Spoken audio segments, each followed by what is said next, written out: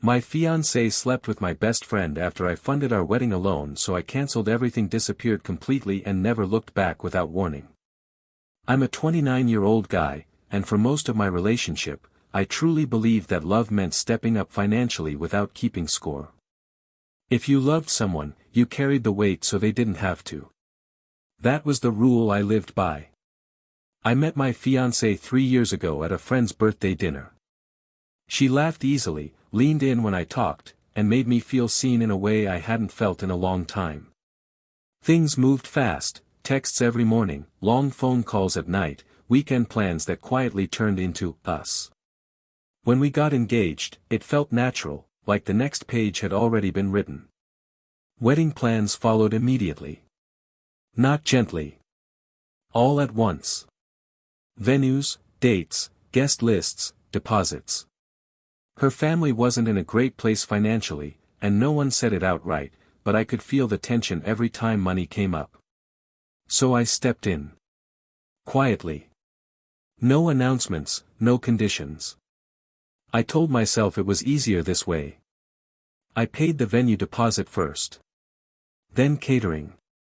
Then the dress she fell in love with but hesitated to try on because of the price. Rings, photographer, decorations, even flights for a few relatives who couldn't make it otherwise. Every swipe of my card came with a little jolt of fear, and a bigger sense of pride. She'd squeeze my hand and say, "I don't know what I'd do without you." Her parents would smile and say, "You're a good man." And I told myself that exhaustion was just the cost of commitment. My best friend was around a lot during this time. He's been in my life since my teens, seen my worst years, my broke years, my rebuilding years. He helped with planning, gave opinions on music, joked about how crazy weddings were. It felt right having him there, like all the important pieces of my life finally fit together. Some nights, I'd sit alone after everyone went home, staring at my banking app, my chest tight, my body heavy. But I always closed it with the same thought. This is what building a future feels like. Hard. Draining. Worth it. I just didn't know what that future was quietly turning into. By the time the wedding planning really picked up, paying for everything didn't feel like a choice anymore. It felt like my role. Almost like it had been assigned to me without anyone actually asking. At first, there was gratitude. Real gratitude. She'd hug me tightly after a payment cleared and whisper, "I promise I don't take this for granted." Her mom would text me long messages about how lucky their family was to have someone like me. Even her dad, a quiet man, shook my hand one night and said, "You're doing more than most men would." That praise mattered more than I wanted to admit. It made the stress feel justified. But slowly, the tone shifted. Instead of "thank you," it became "we still need to pay for." Instead of hesitation, there were expectations. She'd sit next to me on the couch scrolling through wedding upgrades and casually say, "I know it's more expensive, but this is a once-in-a-lifetime thing, right?" When I hesitated, even for a second, her face would tighten just enough for me to notice. "Are you okay?" she'd ask. "Yeah," I'd lie. "Just tired." My savings account started shrinking fast. Numbers I'd built over years of discipline disappeared in weeks. I stopped checking as often because every look made my stomach drop. I told myself money was replaceable. Love wasn't. My best friend kept hyping me up.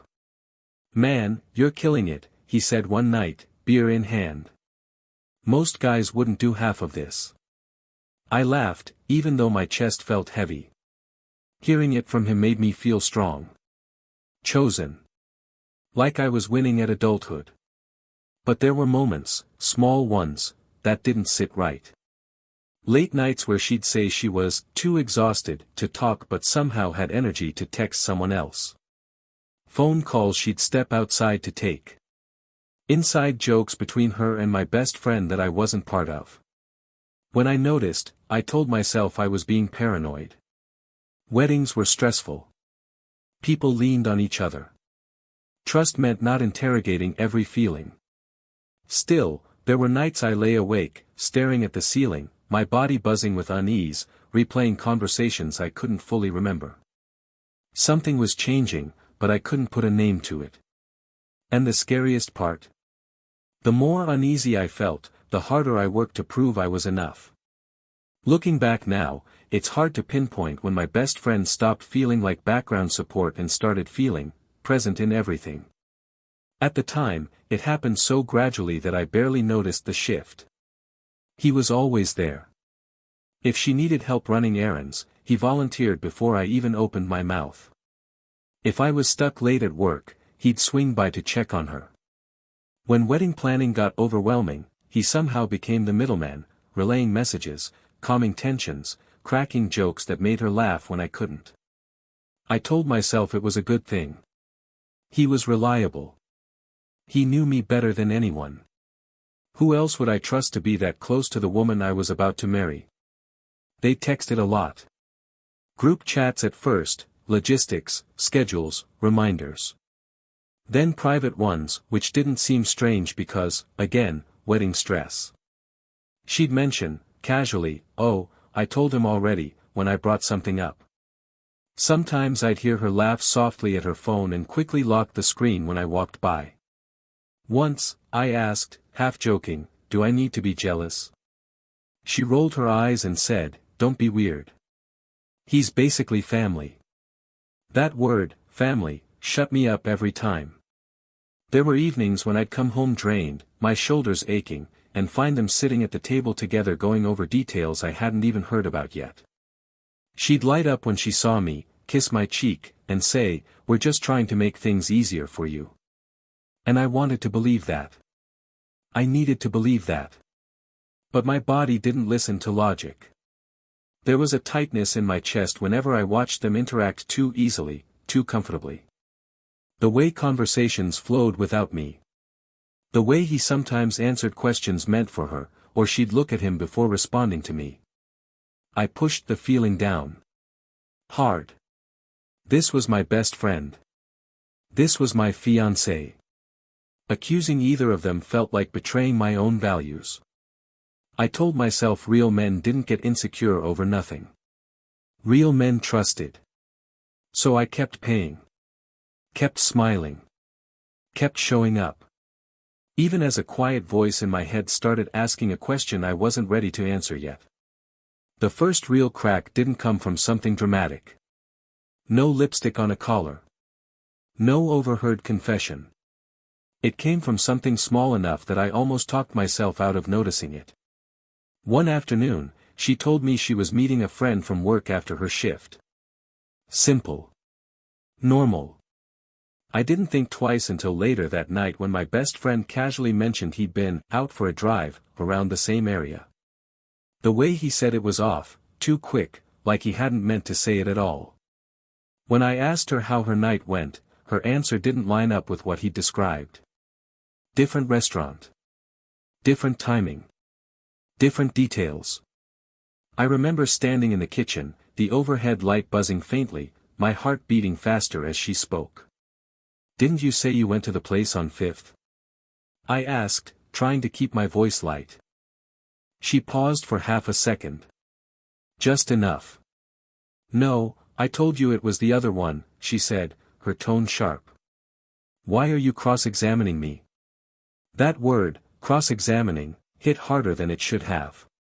Suddenly I was apologizing. Explaining myself. Backtracking. "I'm not. I just misunderstood," I said. And just like that, the conversation ended. After that, more little things started stacking up. Stories changed slightly depending on who was listening. Phone calls ended when I entered the room. My best friend stopped making eye contact as easily. When I suggested all three of us hang out, plans somehow fell apart. Once, late at night, I asked her quietly, "Is everything okay with us?" She sighed and said, "I don't know why you're acting insecure lately. I thought you trusted me." That sentence stayed with me. Not because it reassured me, but because it made me feel guilty for even asking. Instead of pulling back, I doubled down. I paid another deposit the next morning. Sent a cheerful message in the group chat. Acted normal. If something was wrong, I told myself, stability would fix it. Commitment would fix it. But when I lay in bed that night, staring into the dark, my chest felt tight and heavy, like I was holding my breath without realizing it. Something was slipping through my fingers. And no matter how hard I tried, I couldn't grip it anymore. I didn't find the truth because I was snooping. That's the part that still messes with my head. I wasn't suspicious enough to go digging, I just stumbled into it by accident, and once I saw it, there was no unseeing it. Her laptop was on the coffee table, open, glowing softly in the dark living room. She'd asked me to grab a document for the venue while she showered. I sat down, tired, rubbing my eyes, clicking through folders that all looked the same. Then a notification slid across the corner of the screen. His name. At first, my brain refused to connect it.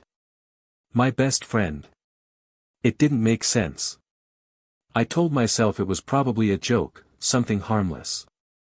My hand hovered over the mouse longer than it should have. I remember my pulse pounding in my ears, the room suddenly too quiet. I clicked. The messages weren't vague. They weren't emotional confessions that could be explained away. They were explicit. Familiar. Casual in the way only something ongoing can be. Inside jokes. References to nights I thought she was too tired. Complaints about how stressed I was, followed by laughing emojis. One message made my stomach drop completely. Once the wedding's done, we won't have to sneak around anymore. Another followed seconds later. And he's paying for all of it anyway. I felt physically sick. My hand started shaking so badly I had to grip the edge of the table to stay upright. Every payment I'd made flashed through my mind, the dress, the venue, the flights. Moments where I'd skipped meals, canceled trips, told myself love meant sacrifice. They'd been sleeping together for months. During tastings. Planning meetings. Nights he stayed over, too late to drive home. I scrolled further, even though every instinct screamed to stop. There were jokes about how trusting I was. About how I never questioned anything. About how easy it was to keep me calm as long as I felt needed. I closed the laptop slowly, like it might explode if I didn't. When she came back into the room, towel wrapped around her hair, smiling like nothing in the world was wrong, I looked at her and realized something terrifying. She had no idea I knew. And in that moment, I understood that whatever came next would change everything. The strangest part wasn't the anger. It was the calm. After she walked back into the room smiling, asking if I found the document, something inside me shut down. I nodded, handed her the laptop, and said, "Yeah, all good." My voice sounded normal. Too normal. Like my body had decided it would survive this by going numb. That night, I barely slept. I lay there listening to her breathe beside me, every inhale feeling like an insult. My mind replayed the messages on a loop, he's paying for all of it anyway, until the words lost meaning and became noise. I kept expecting to explode. To shake her awake. To demand answers. But I didn't. Instead, I watched. I paid attention in a way I never had before. The way she angled her phone away from me. The way she smiled when his name came up in conversation. The way my best friend suddenly had excuses not to come over when I was around, but showed up easily when I wasn't. And somehow, I kept playing my role. I transferred money for another payment 2 days later. As my finger hovered over the confirm button, my stomach twisted, but I pressed it anyway. Part of me wanted to see how far they'd go. How deep the lie ran. Another part just needed time to breathe. She kissed my cheek and said, "I don't know how you do all this. I'm so lucky." I smiled back and said, "It's fine. We're almost there." Almost where? My best friend clapped me on the shoulder one night and said, "You holding up okay? This stuff can be stressful." His eyes didn't meet mine. I told him I was good. Told him I trusted him. Inside, something was rotting. I started saving screenshots. Dates. Times. Quietly emailing myself copies like I was building a case against my own life. Every normal moment felt surreal, like I was acting in a play no one else knew had ended. I didn't confront them because I realized something important. If I blew up now, I'd still be reacting to them. And after everything I'd given, I didn't want my breaking point to be another thing they controlled. Rock bottom didn't look dramatic from the outside. There was no shouting, no shattered glass, no tearful breakdown in the middle of the night. It looked like me standing in line at my bank on a Tuesday morning, staring at the floor, waiting to authorize the final wedding payment. I remember the fluorescent lights humming above me, the smell of disinfectant in the air, the way my hands felt heavy and numb. The teller smiled politely as she slid the paperwork toward me. She had no idea she was watching someone finance his own humiliation. "Everything okay?" she asked casually. "Yeah," I said. The lie came out easily. As I signed my name, something inside me cracked, not loudly, but completely. This wasn't love. This wasn't sacrifice. This was me actively participating in my own erasure. Funding a future that didn't include me. Paying for a ceremony built on lies, jokes at my expense, nights they laughed while I slept alone beside her. That night, I sat in my car in the driveway long after turning the engine off. The house lights glowed warmly inside, like a promise I no longer believed in. My chest hurt in a way that felt physical, like grief mixed with shame. I thought about all the warnings I'd ignored. All the times I'd chosen being the good guy over being honest with myself. I didn't go inside right away. I just sat there, staring at my hands on the steering wheel, wondering how I'd become someone who tolerated this. When I finally walked in, she looked up from the couch and smiled. "Everything okay?" she asked. I nodded. "Just tired." She leaned over and rested her head on my shoulder. The familiarity of the gesture almost broke me. I felt empty, hollowed out, like whatever used to make me me had drained away completely. That night, I realized something terrifying. If I stayed, this would be my life. Smiling through betrayal. Paying to be used. Apologizing for pain I didn't cause. I lay awake until dawn, staring at the ceiling, knowing I had reached the lowest point, and that the only way forward was out. Once the decision formed, it didn't come with relief. It came with focus. I didn't wake up angry the next morning. I woke up clear. The kind of clarity that feels cold and steady, like something heavy finally settling into place. I went through my routine like nothing had changed, coffee, shower, work, but inside, I was already gone. I stopped reacting emotionally and started observing strategically.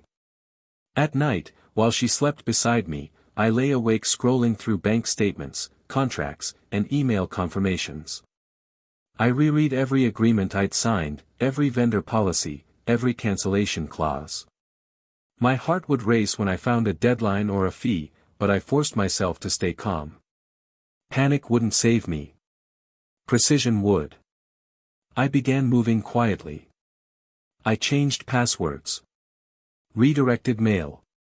Opened a new account she didn't know about and started transferring what little was left of my savings.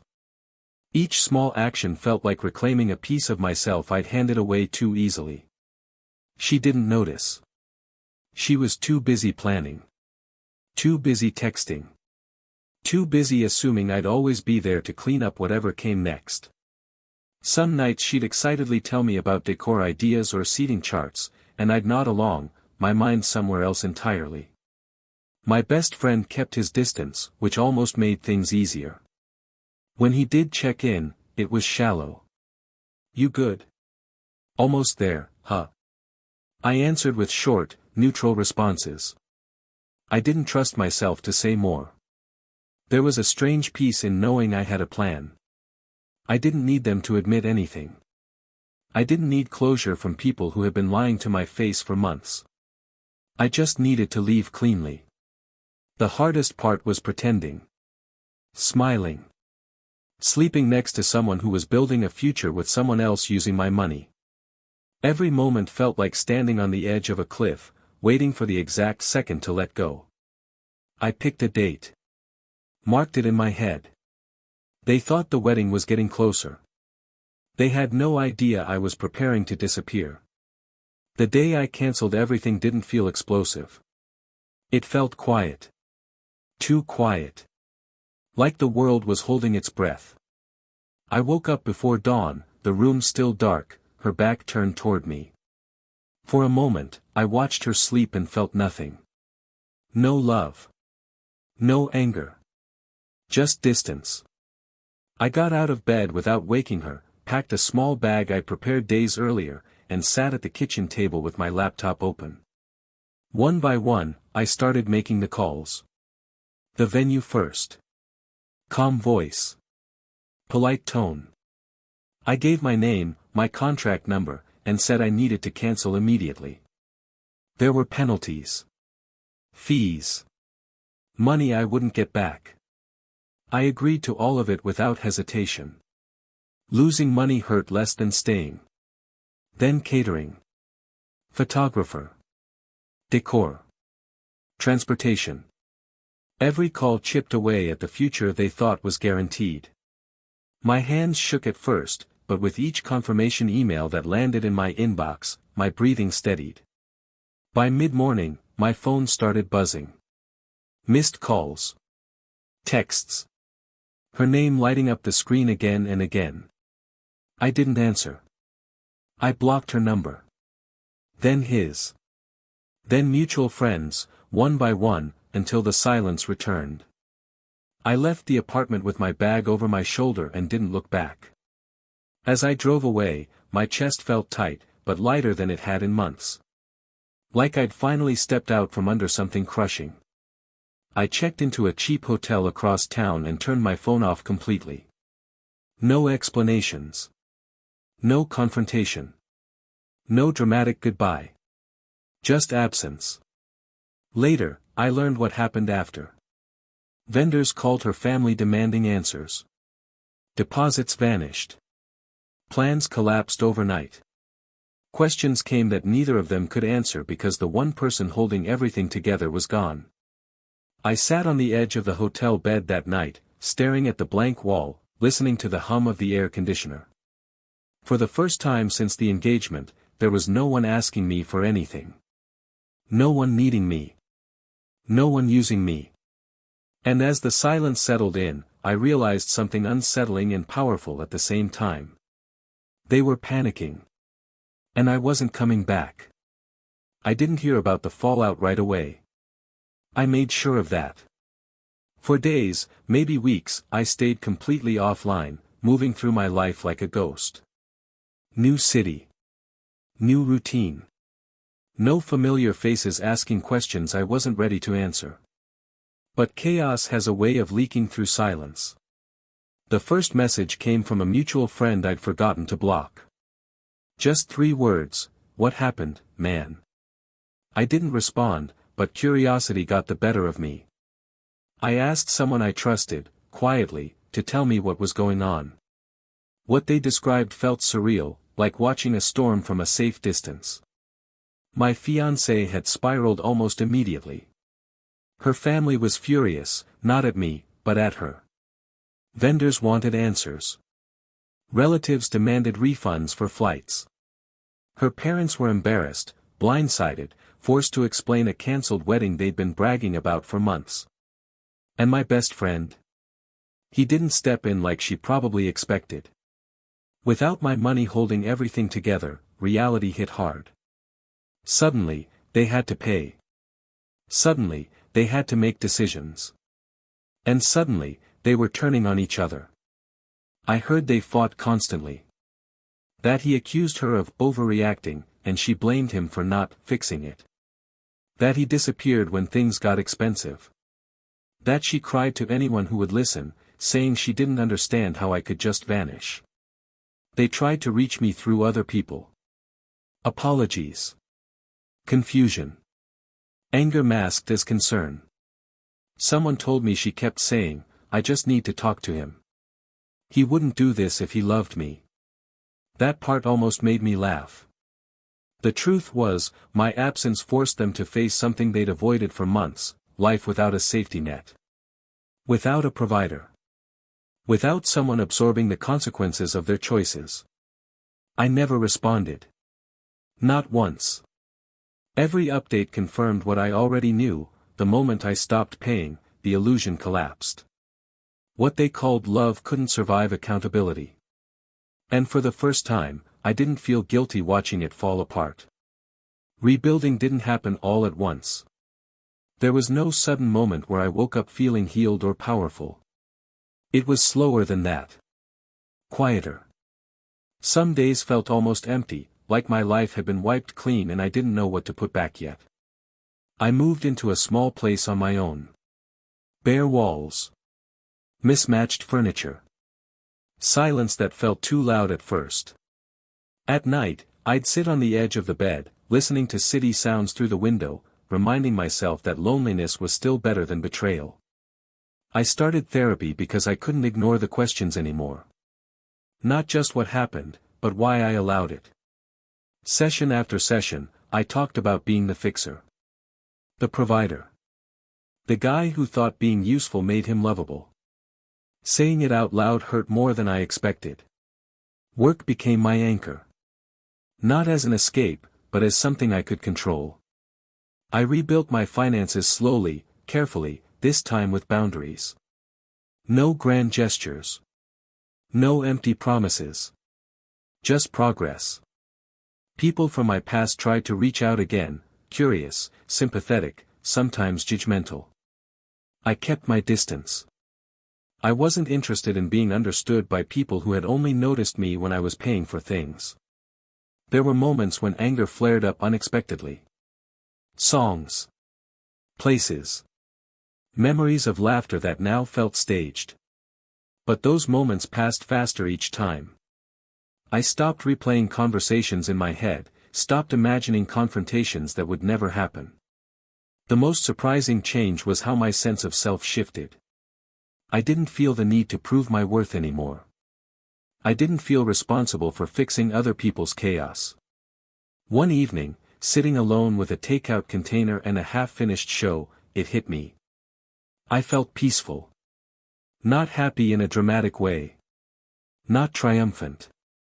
Just steady. Safe inside my own life again. And for the first time since everything fell apart, I knew I was moving forward, not away from them, but back toward myself. People still ask me why I never confronted them. Why I didn't demand explanations or scream or force them to look me in the eye and admit what they did. For a long time, I didn't have a clean answer. I just knew that silence felt right. I realized later that confrontation would have been for them, not me. They would have cried, justified, blamed stress, blamed alcohol, blamed timing. They would have turned my pain into a debate, my boundaries into something negotiable. And I was done negotiating my dignity. Disappearing took away the one thing they expected, access to me. No final argument meant no chance for them to rewrite the story. No dramatic exit meant no closure on their terms. My absence forced them to sit with unanswered questions, with consequences they couldn't outsource or soften. For a while, I wondered if that made me cold. Cruel, even. But then I remembered how it felt to lie awake next to someone who was betraying me, how it felt to smile while being used, how it felt to pay for a future I wasn't part of. Walking away wasn't cruelty. It was self-respect arriving late, but arriving fully. I don't know what happened to them long term. I don't check. I don't ask. Their story stopped being my responsibility the moment I stopped funding it emotionally and financially. What I do know is this: I learned that love doesn't require self-sacrifice without limits. Commitment doesn't mean erasing yourself. And being a good man doesn't mean tolerating betrayal just to keep the peace.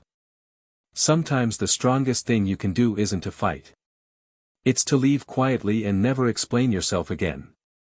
I didn't disappear to punish them. I disappeared to finally choose myself. And that choice, more than any confrontation, changed everything.